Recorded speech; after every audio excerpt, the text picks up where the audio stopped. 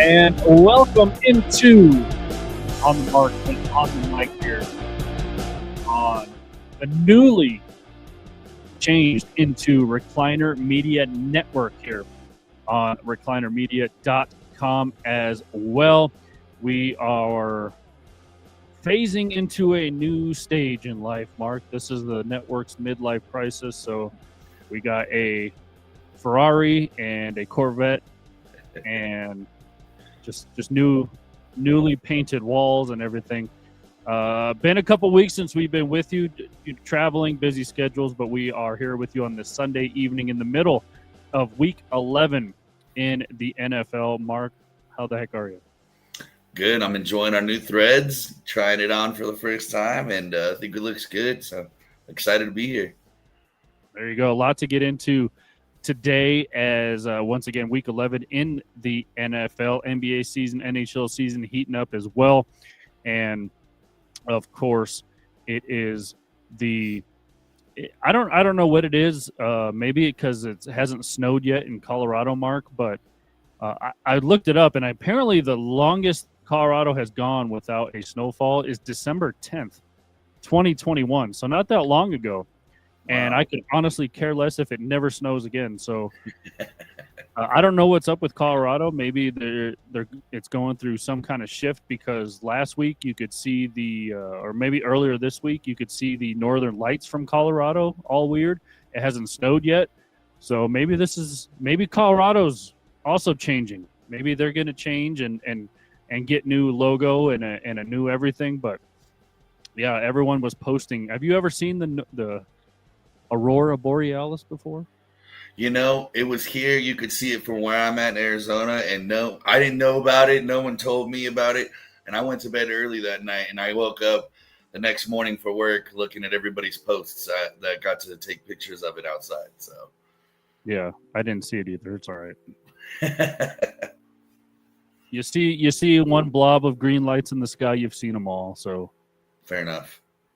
And then halfway through the show, we will get into the wheel review, where we spin the wheel of mayhem and see what our watching assignments are for the next week.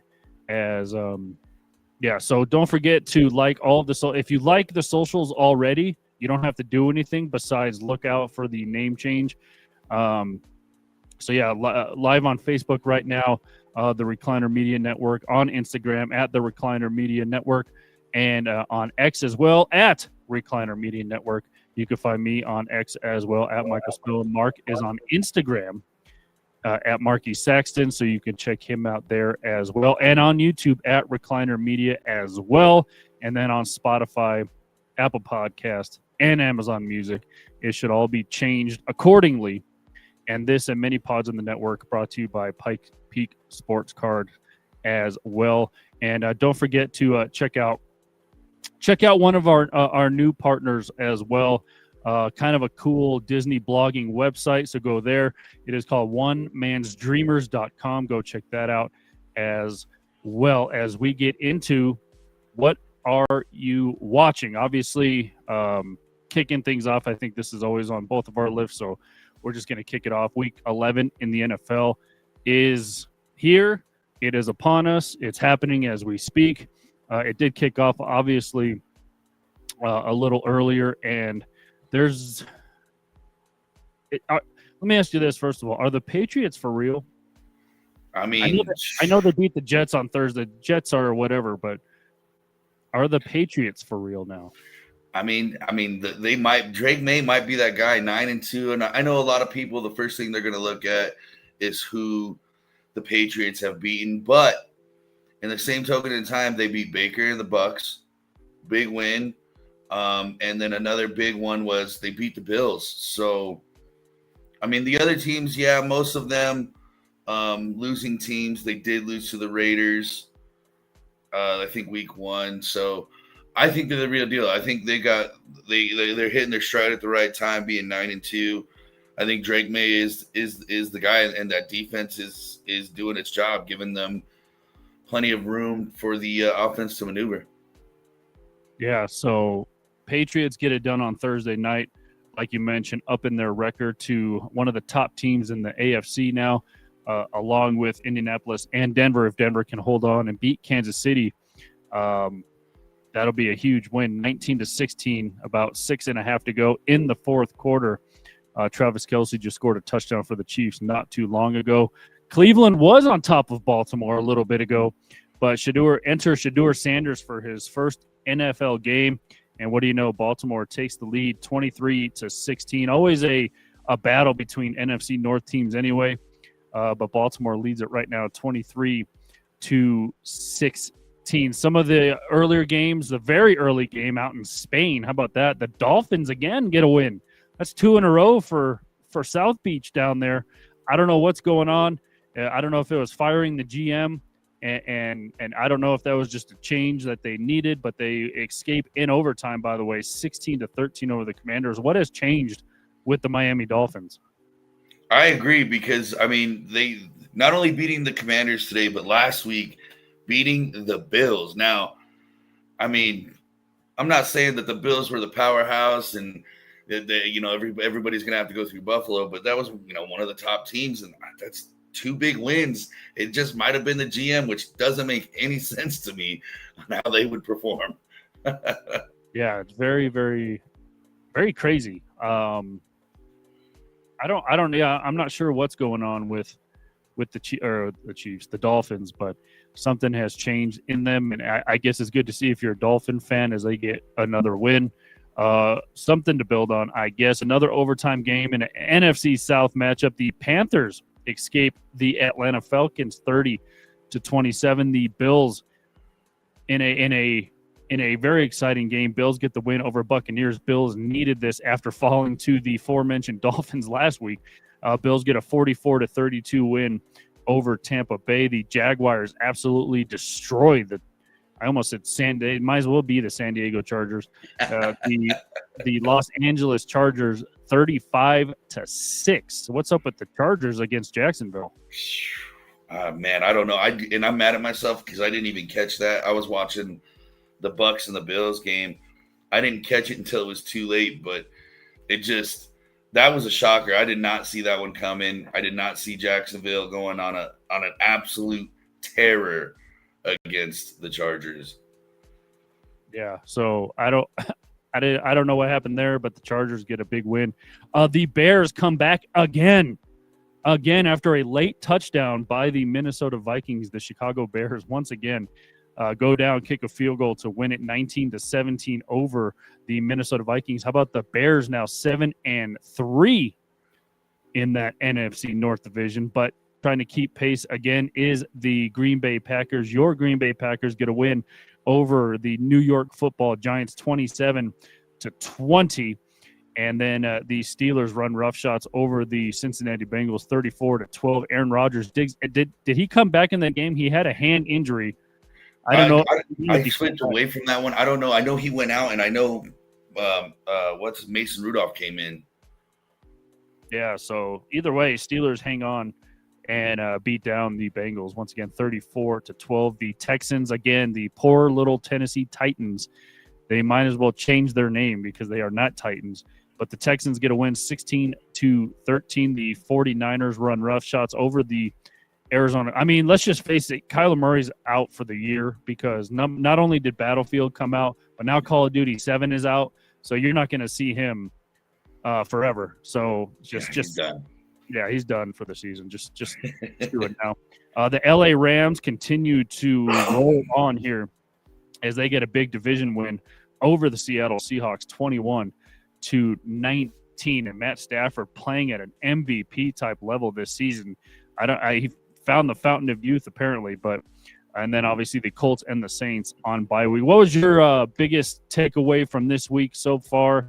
On 2 games in progress. Monday Night Football, we got the the Cowboys and the Raiders, probably the 2 biggest delusional fan bases going at it on Monday night. And then tonight, Sunday Night Football, the Eagles and the Lions. That should be a very good one.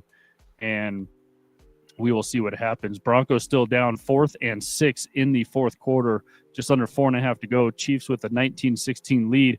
Just under 2 minutes to go in the Baltimore-Cleveland game. Baltimore hanging on with a 23-16 lead, but the Browns do have possession of the football. What was your biggest takeaway from this week so far? Any games you were excited to watch? Any surprises? What was your reaction? I think one of them, definitely the Bears beating the Vikings. I think that's huge in a sense where the Bears are kind of solidifying that. I still think they're pretenders. I'm going to throw that out there first and foremost. They really haven't beaten anybody except for a beat up Washington Commander team. But see, this is where it turns for them. Beating the Vikings today on the road and holding it down and being able to put themselves in the position to kick a game-winning field goal. I think that's going to shake up the North bigger than any other division, in my opinion, because it was kind of like, okay, Packers and Lions are going to, possibly run away with it again. And, the Bears coming in, like I said, going into Minnesota and being able to put themselves in that spot to nail the winner. So I think that's going to shake up the North. I think another big thing was the Rams and the Seahawks. It was interesting as I think everybody kind of is on the same page where that's once again the Rams and the Seahawks division to lose. And the Rams just being able to get it done. They, in the first half, held Sam Darnold and company to 9 points total. So, I mean, they're just going in there and getting it done. So, I think those are the two biggest takeaways for me, at least. I think it's going to be exciting for both to watch how both divisions go down the rest of the season. Yeah, we'll see. Especially that NFC North has always been a battle. Same with like the AFC North and stuff like that. Pittsburgh with the division. The only team with a winning record in that AFC North. Kind of surprising there. Indianapolis leading the AFC South 8-2. And then the AFC East that we mentioned, the New England Patriots, haven't seen this since number 12 roamed the sidelines, 9-2 in the AFC. And then in the AFC West, Broncos trying to go to 9-2. Once again, fighting with the Chiefs right now. We haven't seen the Chiefs at the bottom of a division in a very long time. Over in the NFC East, Philadelphia leads that division. The only team in that division with a winning record as well, 7-2. They'll look to go to 8-2 tonight. Bears, once again, 7-3, lead the NFC North. Lions trying to get there as well, 7-3. They have a chance to tonight. If it wasn't for that dumb tie, by the way, Packers could be 7-3 as well. Minnesota going through a bunch of quarterback injuries, 4-6 now on the season. Tampa Bay leading the NFC South with a 6-4 record. Carolina, though, right on their heels, 6-5. And in the NFC West, the Seahawks and Rams tied at 7-2. Seahawks right now with the tiebreaker, and then the 49ers 6-4. And as we mentioned, Kyler Murray, you might as well just put him on the video game IR because he is not coming back. Yeah, honestly, I think it's time they part ways anyways. I don't think he was the answer. And I don't think whatever coaching staff that they brought in the last few years is going to mix with him. It's probably time to cut ties, get new scenery, get behind a new quarterback. And I don't know. I'm not saying it's the end of the road for Kyler, but I think it's the end of the road for Kyler in Arizona. Yeah, and actually Jacoby Brissett played well in his two starts for the Cardinals. Obviously today, I think his third start today, getting the loss there against the 49ers. So week 11 almost in the books. Got a couple more games once again to get finished here. 2 games in progress. Obviously Sunday Night Football here shortly, and then of course Monday Night Football. As we mentioned, the 2 most delusional fan bases on the planet, the Cowboys and the Raiders, will go at it tomorrow night. Broncos did by the way tie it with a field goal, so it is 19-19, 3 minutes to go in the fourth quarter. Chiefs have a 4th and 21, so we'll see what comes out of that. And a minute left in the Baltimore-Cleveland game. Baltimore still with the 23-16 lead. All right, Mark, what else is on what are you watching list right now? Basketball's back, so definitely watching the NBA. I mean, really just all the sports that are coming back, they're on my list. Yeah, for sure. The NBA, let me say this. Obviously, the NBA on the watching list. You know what's not on my watching list is again, these in-season tournaments. Are you still okay with? They changed the court. They have new uniforms and stuff like that. Are you okay with this? This what is it called? The Emery's The Emirates, NBA Cup. yeah, so the NBA Cup, something like that.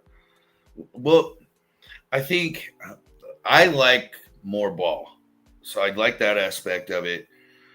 But I think they're trying to copy soccer. It's obvious. Soccer is the only sport before they did this that would have in season tournaments, and it's hard to get behind something to say, hey, this is now a prestigious thing to win just because we said so. I think it's going to take time before anybody kind of really appreciates it. But I like the fact that there's no more ball. I like different looks, not just the courts of the jerseys, but kind of just seeing how they play and use their players, especially with load management and all that stuff. So I think I like it. But I don't think it's prestigious like actually winning the finals. Yeah, it's just another. I don't. Yeah, like you said, just we're gonna put this out here, and we're gonna take a little bit of time aside because the championship games and stuff like that in Vegas don't even count till your record. So Right. you're playing more basketball on top of an 82 season, and if you're a really good team, you're gonna play over 100 games in a season with the playoffs as well. So, yeah, these in-season tournaments are, I guess they're okay, but, yeah, just another thing to worry about. I don't know how to explain it, but it's just weird watching because then you're like, oh, this is the NBA Cup game, which is only on, like, Tuesdays and Thursdays, and then you're like, well, now, in Group C, like you mentioned, almost taken exactly from soccer, but it is crazy how same in the WNBA. We saw that the Commissioner's Cup this year, same kind of thing. They don't have the luxury of changing their courts and getting alternate jerseys and stuff like that. Although that most of them do have alternate jerseys, and again another way for the for the league and teams to sell new merchandise that you got to go out and buy as well.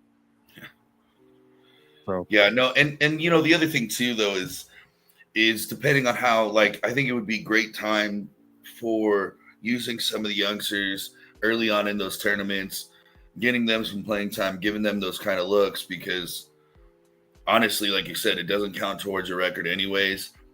Is that cup prestigious? Not like winning the finals. So, I think it'd be a good look, especially when you go down the stretch of the season and some of your big guys get hurt or have nagging injuries.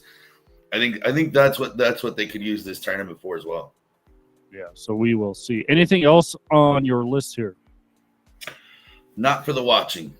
How about now watching? Not watching. We got to talk about that Texas trooper giving the South Carolina guy the business in the tunnel there. What is he thinking? I don't understand that. And I'm a former police officer myself for the state of Arizona. So it makes zero sense to me why you would even try to march through these boys. There's no reason to make contact with the player, whether it's verbal or physical. So he very much saw him coming down his way. I have no idea why he bowed up and tried to shoulder check these kids. One, they're kids. Two, you're grown and you're the police officer. You're supposed to be better in those situations than the average person. So the fact that he went out and sought contact, man, I'm glad. I read an article saying that he was relieved of his duties. I'm glad. I think that was a good call. That means that wasn't the first time he's done something like that, in my opinion. Yeah, that was crazy. Really not provoked to do it. The players, they're coming down the tunnel. You just kind of got to get off to the side and let them go and stuff like that. And obviously working at home, you're going to have a little bias towards the home team that you're, they're protecting. I don't even know what the word is, and the fans or whoever, whatever your job is entailed as a police officer or trooper or whatever at a sports game. Obviously, if things get out of hand, stuff like that. But yeah, it was crazy to see. I'm glad he got relieved of his duties, at least for that game. It was just for that game, right?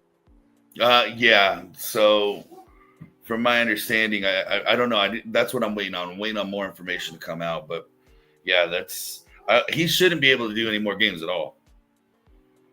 Well, yeah, they'll bring him back. I mean, like I said, I don't know if necessarily he's fired, right? Unless he's under suspension or under review, maybe. Yeah, I think they just pulled him that during, immediately once people saw that, they pulled him in the middle of that game. So I don't know how far the punishment's going to go out. My personal opinion, a suspension and then saying, hey, you're not able to do those games. Because here's the thing. A lot of people don't understand, at least in Arizona, like you'll see DPS officers at the Cardinals games, and then you'll see like other police officers from different departments. That's all double and sometimes triple time overtime, depending on what state you are. So you're there getting paid a lot of money to make sure nobody acts a fool. Basically, you're just making sure nobody runs around with scissors in their hands. And it's a privilege to be able to get paid that much money to be at a very cool event, and then you go and act a fool like that. Yeah, I don't think you should be able to do those anymore. Yeah, it's crazy. So we will see what the outcome is for this police officer. Yeah, just to shove a dude and then point at him and then just kind of, I guess at that point, do you know that you're on TV?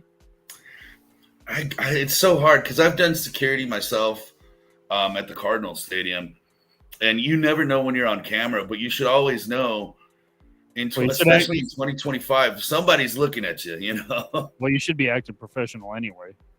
Period. Exactly. And like I said, as a police officer, a lot of people, including myself, believe you have to set the standard. You have to be the person that sets the example. And it was disappointing from a police officer watching that kind of behavior. And like I said, they're college kids, man.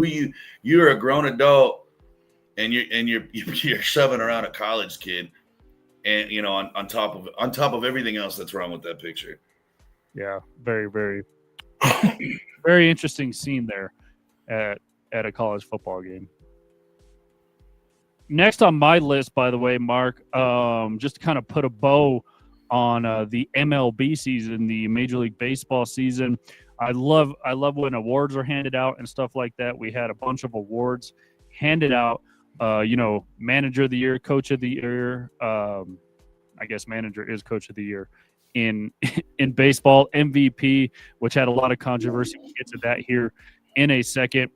And just kind of what was your overall reactions to some of the awards that were handed out? Or do you want me to go through them first? Go through them first. Remind me, because I want to make sure I get the right ones. All right. Well, the some of the early ones was the Rookies of the Year. Now, obviously in baseball, National League, American League have their own separate awards. So the Rookie of the Year in the American League was the Athletics' Nick Kurtz. He unanimously won Rookie of the Year, soon to be the Las Vegas A's. Kurtz hit 290, 36 home runs, 86 RBIs. Over in the National League, it was the first catcher to win this award since 2010. Do you know who won it in 2010? As a catcher? I do not. Buster Posey was the last catcher to win Rookie of the Year in 2010. But this year, it was the Braves catcher, Drake Baldwin. He hit 274. He had 111 hits, 19 home runs, and 80 RBIs in his first campaign. Pretty good. As a rookie there. So pretty impressive stats from the rookie catcher. Cy Youngs were handed out, and the Detroit Tigers, Tarek Skubal of the Tigers, he wins back-to-back Cy Youngs, the first to do so since 2000. Do you know who won it in 2000? I'm going to say Kershaw. 2000, no. It would be Pedro Martinez. That makes sense. Way back when. And Skubal went 13-6, 221 ERA, 241 strikeouts for the Detroit Tigers this year. Over in the National League, the dude who probably has the hottest girlfriend, that would be Paul Skeens of the Pittsburgh Pirates. He unanimously wins the National League Cy Young. And I mean, his reaction videos are just hilarious, by the way. I mean, Livy Dunn is more excited than he is. The dogs are more excited. Kind of an interesting one, though. I know Pittsburgh sucks. Skeens only went 10-10 this season, his record, but he did have the lowest ERA in the league at 197 and 216 strikeouts. Any complaints with the Cy Youngs? No, I think they got that. I liked both picks. I did not realize. I thought Skeen's record was better though. Yeah, 10-10. So they did not give him any support while he was pitching. Definitely not. No, but I do like. I like both award finalists there. All right, over to managers of the year, back to back once again for the Guardians. Stephen Vogt over in Cleveland, and the Milwaukee Brewers. Pat Murphy won in the National League. So the Brewers and the Guardians, man, it's always funny how teams who win the World Series, none of their managers win Rookies of the Year, because I think you're just expecting it, I guess. Like Dave Roberts will probably never win Manager of the Year because the Dodgers, you know, they obviously have like a $5 billion payroll, so you're expected to win, right? Right. I feel like you and I could go in there and manage that team and do just fine. Yeah. So there you go. Any complaints with those two guys? No, I've always had an issue with Manager of the Year where I feel like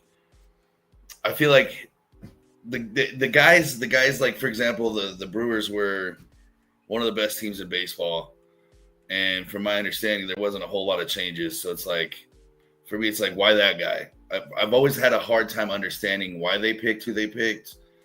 Where it's like, honestly, and I'm not even trying to talk any trash, but poor Bud Black and the Colorado Rockies being able to just show up every day in those situations, I feel like those guys need to be looked at way more, because, like I said, when you got, you know, a roster like the Brewers, it's a kind of, not as much as a Dodger thing, but like, I expect you to win. You're a manager of the Padres, the Yankees, the Mets. I expect you to win, you know? Yeah.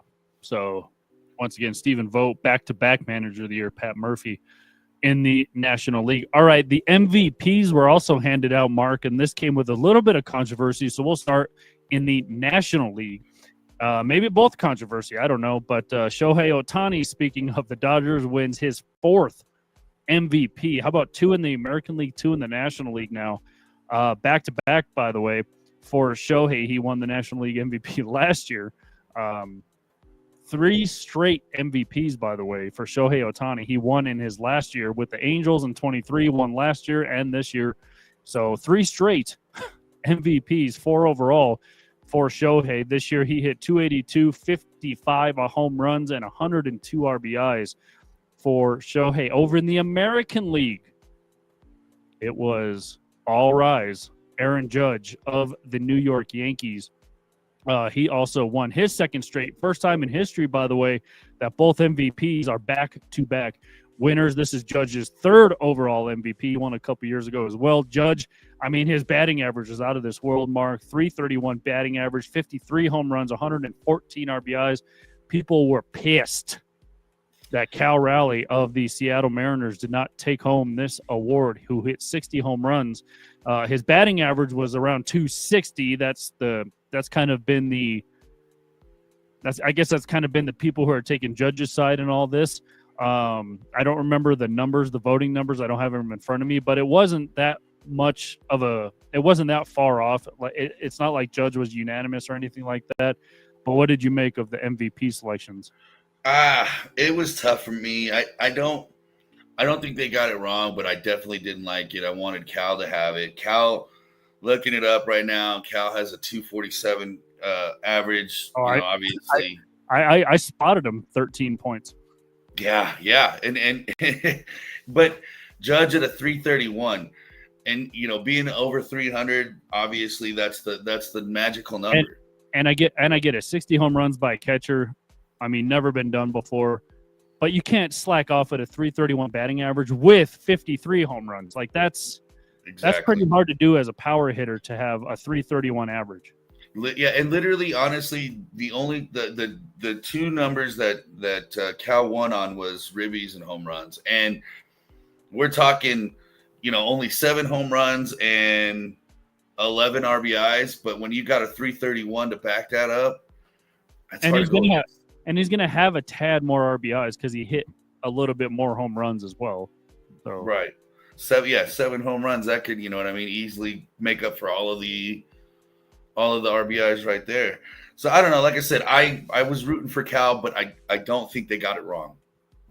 So yeah, they're the awards in Major League Baseball. So also some, I guess we'll go through some of the Gold Gloves. Catcher from the Tigers, Dylan Dingler, won the Gold Glove in the American League. First base was Ty France of the Twins, was later traded to the Blue Jays. Second base was Marcus Semien of the Texas Rangers. Bobby Witt Jr. of the Royals took home the Gold Glove with shortstop.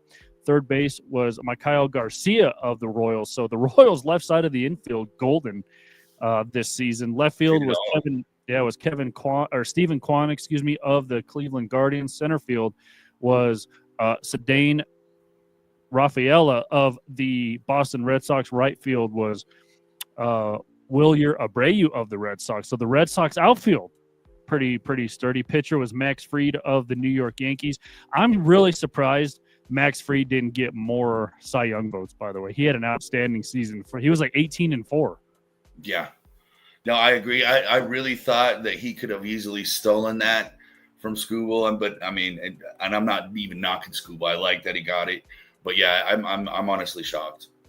All right, and then of course they had to add a utility position just to give out more awards, I guess. But Marcio Dubon of the Houston Astros takes home the utility Gold Glove, which never heard before in my life. Over in the National League, catcher Patrick Bailey of the Giants, so he's carrying on the tradition of Buster Posey. First base, Matt Olson of the Atlanta Braves. Second base, Nico Horner of the Chicago Cubs. Shortstop, Mason Wynn of the St. Louis Cardinals. Third base was Ke'Bryan Hayes of the Pirates, later traded to the Cincinnati Reds. Ian Happ of the Cubs took home the award. In left field. Center field, another Cub, Pete Crow Armstrong, took home the Gold Glove. Right field, Fernando Tatis Jr., your boy of the San Diego Padres. How about he is the 5th outfielder in Padres history to win multiple Gold Gloves, joining Trent Grisham, Steve Finley, Dave Winfield, and the never talked about enough and probably most underrated guy ever was Tony Gwynn. So, Mr. Padre. I mean, I think I told you that weird stat, like he could go 0 for his next 200 and still have the highest batting average ever. So that's crazy. Pitcher was Logan Webb of the San Francisco Giants, and the weird utility position was Javier Sanoa of the Miami Marlins. Took home the Gold Glove there for the utility player. So there's all of your baseball awards that were handed out. Kind of puts a bow on this year's MLB season. So always fun to watch an awards. I love watching the awards handed out at the end of the season. So do I, and I think it's a good I guess recall on 162 games plus postseason. All the ups and downs, the dog days through June and July, especially when the season starts getting rough. I think it's a good way for everybody to go back and recall on some of the great moments of the season as well. All right. Anything else on either of your lists here? Am I not watching? I over the week after the Packers losing to the Eagles, I don't understand the Jordan Love hate. It doesn't make sense to me. The Packers holding one of the better teams in football to only 10 points, keeping Barkley under wraps, keeping Hurts under wraps, A.J. Brown and company under wraps, Devonta Smith. You did your job. And there was really only one drive where LaFleur let Jordan Love air it out, and that was the only drive we scored a touchdown. There was 3 key drop passes that very easily could have changed the game. There was some questionable play calls. I don't understand the soft zone that the defense was playing. I really think the coordinator, Hathaway, needs to go. I think LaFleur needs to lose some of his play calling ability because everybody knew they were running that ball on 4th and 1. and even the Eagles called it, and they still did it. So I think the Jordan Love hate needs to stop. We need to remember exactly where to place the blame and the responsibility, and it's got to change, or they're not going to win anything. Yeah, he's cram it up your cram hole, LaFleur. By the way, those other two games have gone final. The Ravens hung on to beat the Browns 23-16, and the Broncos kick a last-minute field goal to beat the Kansas City Chiefs 22-19 and improve to 9-2 on the season. That's an 8-game winning streak, by the way, Mark, for the Denver Broncos. Why do you think the new colors are orange? Just kidding. Complete coincidence, by the way. So, yeah, I mean, those two games are final. We'll wait for Sunday Night Football. How about they said it on the broadcast. By the way, sorry, but Jim Nantz and Tony Romo getting a bit stale. I can't. I don't want to watch them anymore. Not on my not watch list, by the way. That hurts my heart. That hurts my heart. I'm still a Nantz and Romo fan. I can't. The Fox guys have just stepped up their game, by the way. I love Tom Brady on the broadcast now. Yeah. I always loved Greg Olson, and then he got kicked to the second team because Tom Brady joined Fox. Greg Olson was always good with Kevin Burkhardt. Obviously, Kevin Burkhardt had to take on Tom Brady as the number one broadcasting team for Fox. But, yeah, it's just getting – I mean, same with Al Michaels on Prime. I just yeah. I do like Kirk Herbstreit as the color guy on Prime. He's fantastic in the pros and in college, so I always love him. But, yeah, they need to find him a new – sorry, Al. I mean, we do believe in miracles, but it's time. It's time. Yeah, I agree. I see, and you know what's funny is I can't stand Greg Olson, and the other one I can't stand is Collinsworth. Those guys. Here's the guy. I like Mike Tirico. I'm glad he took over NBC, but yeah, Collinsworth, he doesn't bother me as much as he bothers a lot of other people. I don't, but it is what it is. And so, yeah, the Broncos beat the Chiefs. And there was some weird stat on the broadcast, Mark, where I think Mahomes is now he was 15-1 all time against the Broncos, and now he's 15-2. So crazy. And his first career start was against the Broncos.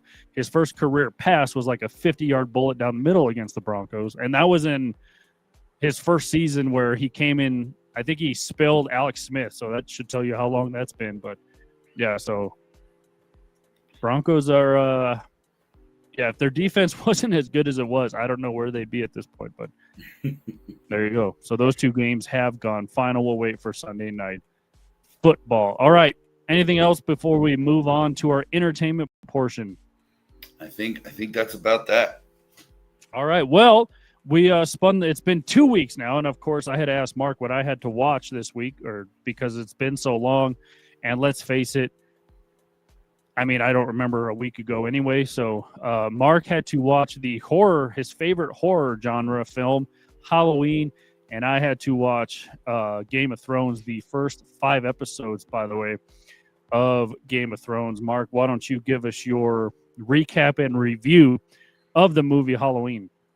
So back in 1978, honestly, I you know, it's an iconic film. It's an iconic film. This is where we got the start of Michael Myers. Learned a lot more going back and watching it. So obviously starts off, he's, being monitored by a doctor who believes that he's pure evil. They have to transform for a court case, which here's what I don't understand. When are we going to listen to the doc who's like, hey, man, it's not a good idea. Let's just keep this guy here. They're like, nah, we got to take him to court. And then he busts out due to the storm, finds his way to escape, goes back to his old childhood neighborhood. And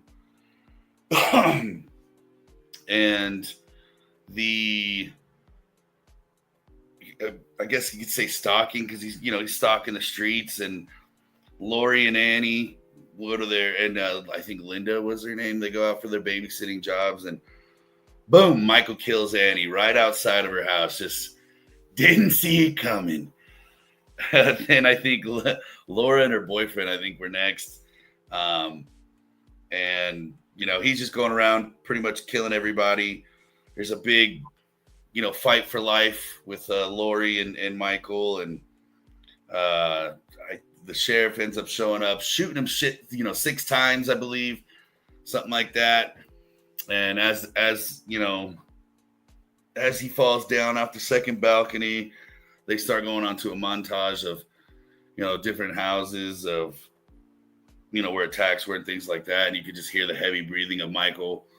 And the doctor obviously knows that Michael's out there somewhere, still being pure evil. Watched it in the middle of the day, all the windows open. But I definitely 2 thumbs up, recommend. Like I said, it's iconic. It's you gotta give respect where respect's due. Yeah, and then obviously you have all of the sequels and side stories nowadays, but yeah, definitely iconic. I don't know, it was 1978. That's pretty crazy. Yeah, I had to look it up because I was wondering myself, because I was like, I thought it was in the 80s myself. Well, yeah, it's 78. Pretty ahead of its time, if you ask me. Yeah, agreed. All right, I had to do the first 5 episodes of the first season, I guess, of Game of Thrones. And obviously one of the, I don't know if this is just me, my opinion, whatever. Obviously, you've seen it around floating, but one of the best television series until the final season, I guess. People had mixed reviews of that. But I did write down just one paragraph for each episode of the first season. First episode was called "Winter is Coming." Obviously, that is the slogan of House Stark in Game of Thrones. Winter is coming. We meet up with the Stark fam up in chilly Winterfell, living their honorable, mind your business lives until King Robert rolls in and wanting Ned to be his new Hand of the King. And he had mixed reviews about doing it. His wife definitely didn't want him to leave. So yeah, meanwhile, Bran, he pulls the worst timing ever and catches Jaime and his sister Cersei Lannister doing twin things, as they definitely should not. They should not be twinning in this. Jaime catches them and then pushes Bran out of the window, and Bran is unable to walk for the rest of the series. For some reason, I was like, was that the first episode? He wasn't able to walk since the very first episode. That's crazy. See, I've never seen that 1 second of it, so this is all news to me. Well, there you go. Episode 2 is called The King's Road. Obviously, Ned accepts the Hand of the King job, and the squad starts heading south, and things start to go downhill pretty quick. Arya's sword play beef leads to Joffrey acting like, well, Joffrey, a little twit. Sansa's direwolf gets killed because of Arya's direwolf. And if you don't know what a direwolf is, they're wolves, but they're like giant wolves, and they found them on the side of a river. So each Stark, and the crest of House Stark is a wolf. So each kid got a wolf. Spoilers, by the way, for Mark, who hasn't seen this apparently. So Arya told her direwolf to run away. So they're like, we got to kill one of the direwolves to make this even, because it bit Joffrey. And if you watch this, Mark, Joffrey deserves every bad thing to ever come to him, by the way. And I mean, just spell it like Jeffrey. Why it has to be Joffrey? Joff. That's how a douche would spell it anyway. Arya sends hers away, and Bran unconsciously, body mysteriously is targeted again. Episode 3 is called Lord Snow. While some of the Stark family goes south to King's Landing, Jon Snow, the bastard son of Ned Stark, goes north to the Wall because he wants to join the Night's Watch and protect the 7 kingdoms against who knows what. We don't know what is beyond the big giant wall of ice. But we officially arrive in King's Landing, where Ned learns the city is basically one big snake pit. Jon heads to the Wall and realizes that the Night Watch is not as noble as he imagined, more like a bunch of grumpy dudes with bad haircuts. Daenerys, we meet her. The strikingly attractive Emilia Clarke, by the way. She's stepping into her power with the Dothraki. Dothraki is a bunch of savages who ride horses and cut people's heads off. And so there is that. Episode 4, titled Cripples, Bastards, and Broken Things. Interesting title. Tyrion Lannister, who is obviously played by the great Peter Dinklage. If you don't know who Peter Dinklage is, he's one hell of an actor, by the way. He's in some Marvel movies as well. Tyrion Lannister becomes everyone's favorite tourist on... he goes with Jon Snow, by the way, up to the wall, giving Bran a special saddle design so he could still ride horses. Jon sticks up for the underdogs at the wall. In the east, Daenerys starts pushing back on Viserys and says, I'm the dragon. Viserys is her brother, by the way. And Ned digs deeper into the death of Jon Arryn, who was the former Hand of the King, and finds way too many breadcrumbs. And episode 5 is called The Wolf and the Lion. King's Landing politics hits full toxic mode. Robert wants to kill a Targaryen, Daenerys, spoiler alert, because she is the last living Targaryen, and she's out east, so she's in a whole different kind of land, different country, if you will. Ned is like, bro, no, we're not killing a little girl, and they're basically headed for a breakup. Meanwhile, Catelyn Stark randomly runs into Tyrion. Bad luck for him, grabs him on the spot, and kicks off the Lannister-Stark tension for real.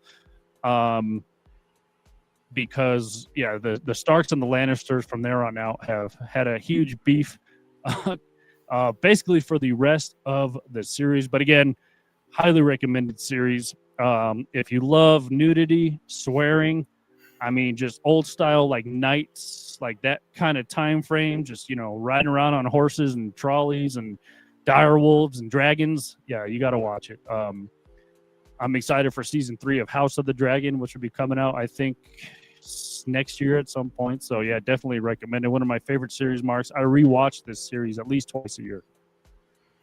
And I've never heard a bad thing about it. And like I've always find myself like watching the old Viking shows and things like that. So it sounds like it's right up my alley. Anyway, I might just have to break down and go watch it. Yeah, that's what I mean. If you like those 5 aspects, nudity, swearing, maybe it's not 5, but like I said, yeah, old like night, not nighttime, but like KNI nights. Right. You love this, castles and dragons and stuff like that. Very, so there you go. So yeah, definitely recommend it. Love it. All right, let's pull up the wheel here as we're gonna spin the wheel review and see what our assignments are for next week as we get going here. I think I did spin first, so Mark, tell me when. All right, go ahead. I like the addition.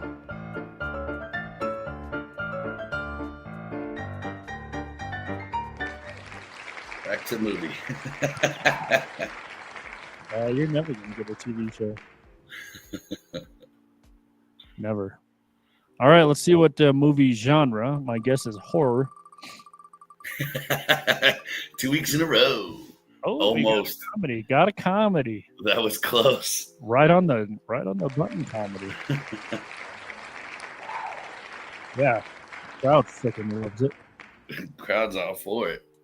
All right, let's see what we got here. All right, Superbad, Planes, Trains, Automobiles, Other Guys, Old School, Happy Gilmore, Double Take, and Money Talks. Here we go.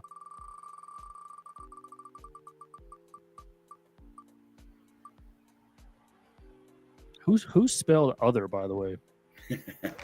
All right, you got the other guy. All right, cool. Have you seen this before? I have. All right. It's funny. All right, let's see. Will Ferrell too, so. Yeah.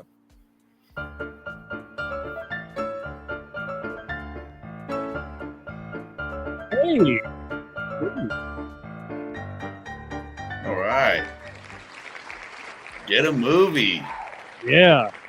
I like that guy in the back who's always like, woo! All right. Genres, by the way. Sports, Marvel Madness. Oof. Wait. That's why I like this wheel, because you don't know where the line is. Yeah. I thought you were going to get Marvel Madness. All right. What is it? Sports. Yeah. Let's see.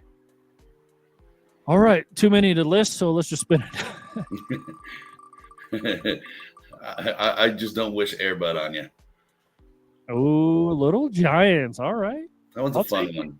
I'll take it. Ed O'Neill, Rick Moranis. Let's go. Dude, it's been a long time since I've seen that one. All right. So once again, our assignments.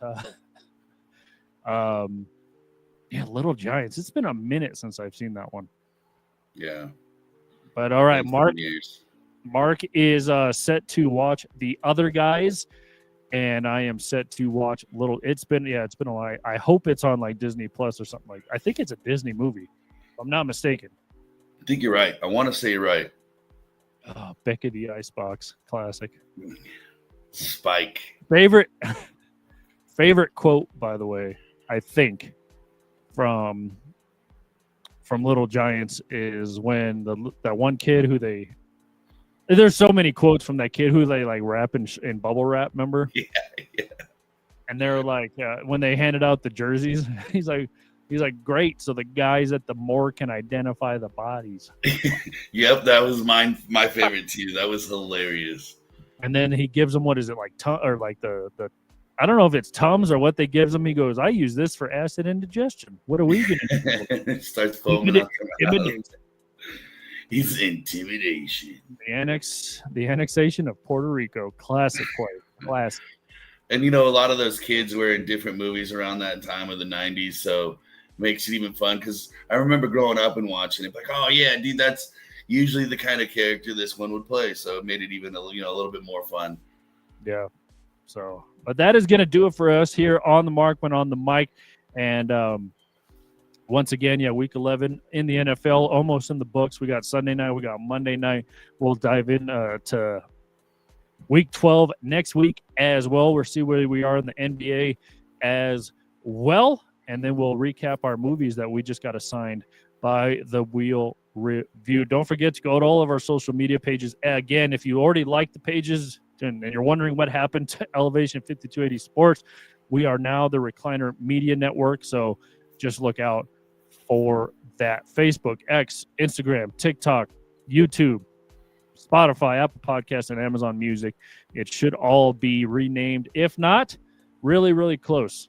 So, because you have to get approved and all that kind of weird stuff. Yeah, it's formalities. Yeah, yep. Stupid formalities. But that's going to do it for us here on the Recliner Media Network. Don't forget to go to our homepage now, which is reclinermedia.com. And everything will be up there as well. Same thing. If you try to go to Elevation or E5280sports.com, it'll redirect you to reclinermedia.com now. So you don't have to worry about that either. See, it's all taken care of for you now. And so same kind of setup. All of our podcasts, audio, video, and our blogs are still in the same place on the website as well. But once again, that's going to do it for us here on the Markman on the mic. For Mark Saxton, I am Michael Spillane. We will talk to you next week.